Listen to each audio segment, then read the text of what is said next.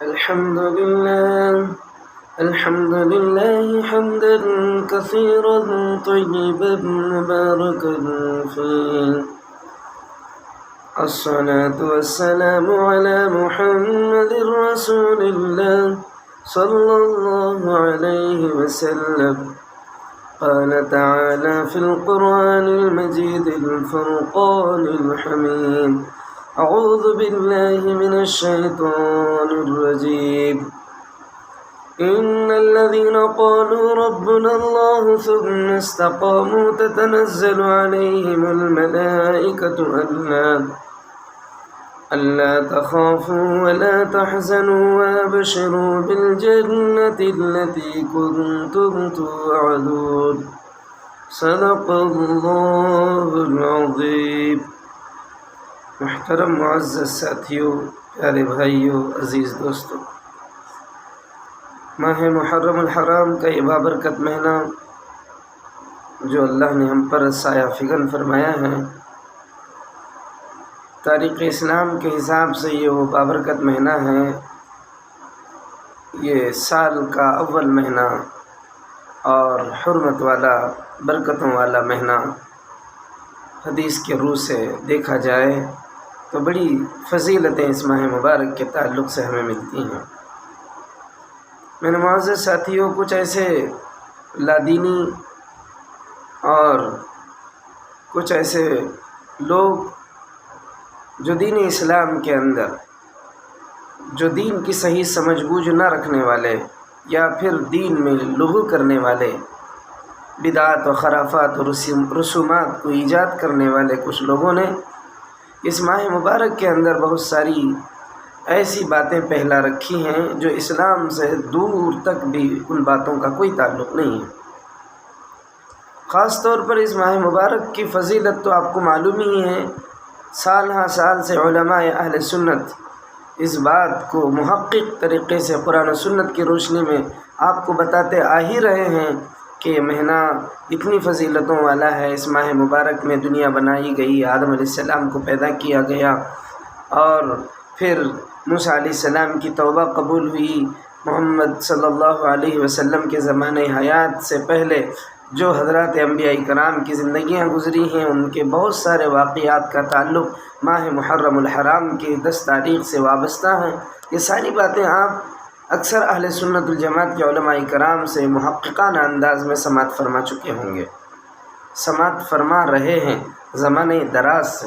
اس کے باوجود بھی مسلمانوں کی زندگیوں میں پھر بھی اس مہینے کے تعلق سے لے کر کے کچھ باتیں، وہمی باتیں، خیالی باتیں، گمانی باتیں جو آج بھی مسلمانوں کے گھروں میں، ان کی زندگیوں میں جو پائی جا رہی ہیں، یا آخر کس طرح کے جو ہے نقصانات مسلم معاشرے میں پیدا کر سکتے ہیں، ان کی وجہ سے کیا خرابیاں آ سکتی ہیں، کس طرح سے مسلمان ان خرابیوں کے سبب سے کس طرح نقصان اٹھائے گا، ان باتوں کی طرف میں آپ کی توجہ مبذول کرنا چاہتا ہوں۔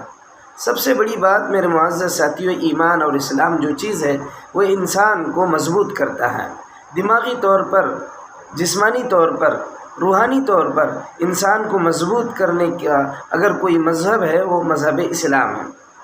ہر اعتبار سے انسان کو مضبوط کر دیتا ہے، ہمت والا بناتا ہے، شجاعت والا بناتا ہے، اور ہر اعتبار سے وہ دنیا میں ہمت سے، شجاعت کے ساتھ زندگی گزارنے کو پہلے درجے میں اسلام فوقیت دیتا ہے، اہمیت دیتا ہے۔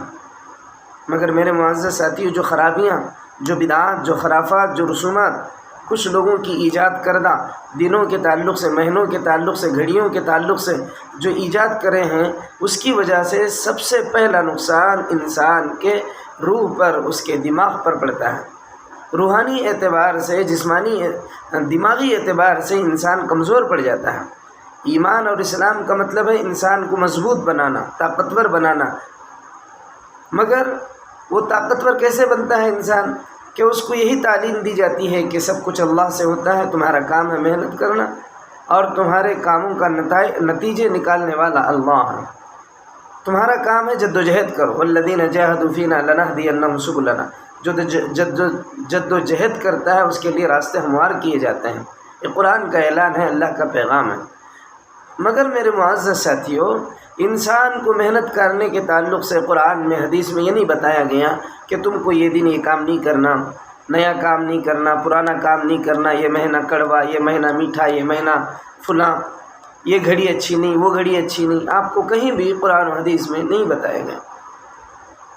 آپ کو قرآن نے اور اللہ کے پیغام نے اور نبی علیہ السلام کے طریقہ کار نے ہمیشہ آپ کو دماغی اور روحانی اعتبار سے مضبوط رہنے کے تعلیمات دیے گئے. آپ کو اسٹرانگ بننے کے لیے کہا گیا. اور ایمان اور اسلام انسان کو دماغی اعتبار سے مضبوط کرتا ہے، اسٹرانگ بناتا ہے.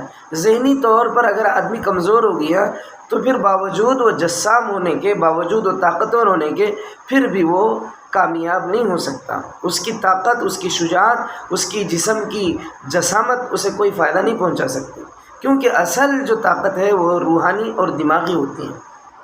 اور یہ ایمان اور اسلام کی تعلیمات یہ ہیں کہ انسان کو روحانی اور دماغی اعتبار سے مضبوط کرتے ہیں. مگر یہ جو چیزیں ہیں، جو خرافات ہیں، یہ روحانی اعتبار سے، دماغی اعتبار سے انسان کو کمزور کر دیتی ہیں. کس طرح سے کمزور کر دیتی ہیں؟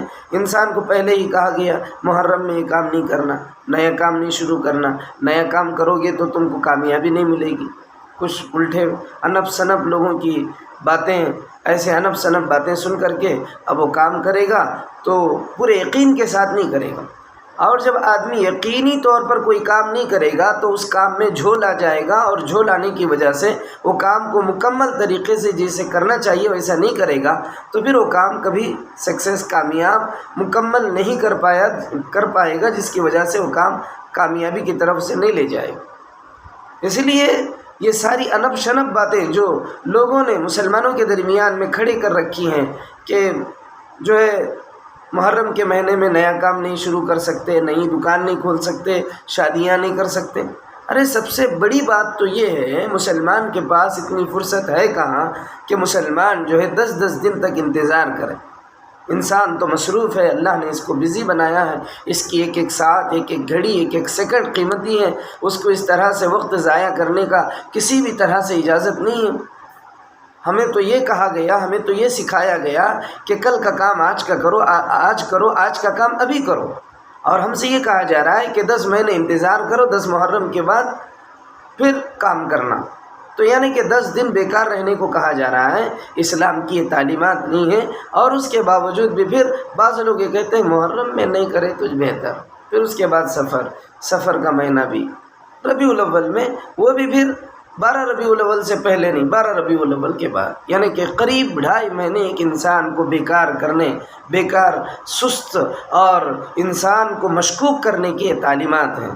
انسان جب مشکوک ہو جاتا ہے، مشتبہ زندگی گزارنے پر آمادہ ہو جاتا ہے، عادی ہو جاتا ہے، تو پھر اس کی زندگی میں کامیابی نہیں ملتی. اور اسی وجہ سے اسلام یہ کہتا ہے کہ جب تم اپنے بچوں کو پالو، بڑے کرو، تو ان کو بلیوں سے، کتوں سے، ان چیزوں سے نہ ڈراؤ. یہ وقت خراب ہے، وہ گھڑی خراب ہے، یہ دن اچھا نہیں ہے، وہ مہینہ اچھا نہیں ہے. ایسی چیزوں کی تعلیمات اگر آپ اپنی زندگی میں لاؤ گے، اپنے بچوں کو سکھاؤ گے، تو وہ مضبوط نہیں ہوگا، ہمت والا نہیں ہوگا، اور دماغی اعتبار سے اسٹرانگ نہیں ہوگا، روحانی اعتبار سے وہ اسٹرانگ نہیں ہوگا. جب روحانی اور دماغی اعتبار سے ایک مسلمان بچہ اگر مضبوط نہ ہو، اسٹرانگ نہ ہو، تو پھر وہ ہر حال میں کمزور ہو جائے گا، کمزور پڑ جائے گا، اور وہ زندگی گزارنے کے بہت سے کاموں میں ہار جائے گا. بہت سے اعمال اس کے فیلور ہو جائیں گے. آدمی کامیاب ہونے کے لیے اس کا دماغ اور اس کا روح مضبوط ہونا ضروری ہے. اور ایمانی تعلیمات انسان کے روح کو اور اس کے دماغ کو مضبوط کرتے ہیں. اور یہ چیزیں جو مہینہ کڑوا، دن اچھا نہیں، مہینہ اچھا نہیں، گھڑی اچھی نہیں، یہ چیزیں جو ہے انسان کو کمزور کر دیتی ہیں. یہ اہل سنت الجماعت کا مسلک نہیں ہے، یہ طریقہ کار نہیں ہے، یہ ہمارے اسلام کے اصولوں میں سے نہیں ہے. لہٰذا ایسی ساری چیزوں سے توبہ کیجیے. کل کا کام آج کیجیے، آج کا کام ابھی کیجیے. ہمارے پاس انتظار کرنے کے لیے اتنا موقع نہیں ہے. ہمارا وقت بڑا قیمتی ہے. اللہ سے دعا ہے اللہ ہمیں عمل کی توفیق عطا فرمائے. آمین. وآخر دعوانا ان الحمد للہ رب العالمین.